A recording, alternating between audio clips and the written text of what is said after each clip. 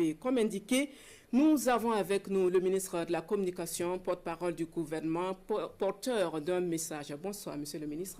Bonsoir, madame. Vous avez donc la parole. Communiqué du gouvernement. Le gouvernement du Burkina Faso a appris avec consternation et une profonde indignation le décès dans des circonstances obscures de notre compatriote Alain Christophe Traoré, alias Alino Faso.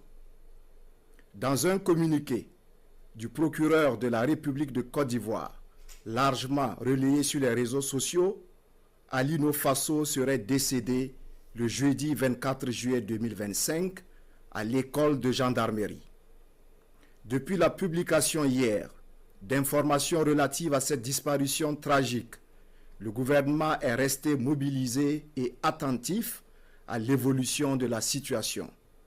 Il relève que, jusqu'à cet instant précis, aucune notification officielle ne lui a été faite par les autorités ivoiriennes sur la mort en détention de notre compatriote.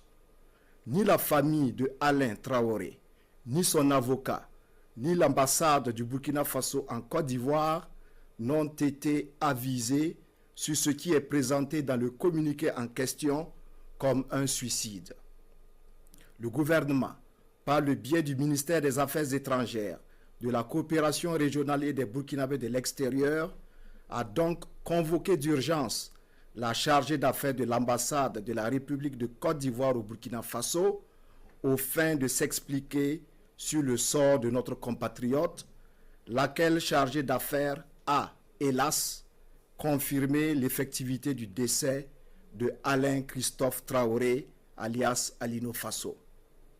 Le gouvernement s'étonne que le drame se soit produit dans une école de gendarmerie et dans ces circonstances, alors même que le porte-parole du gouvernement ivoirien s'était évertué à nier les pratiques d'enlèvement forcé, d'exécution sommaire et de torture en Côte d'Ivoire lors d'un point de presse en date du 15 janvier 2025.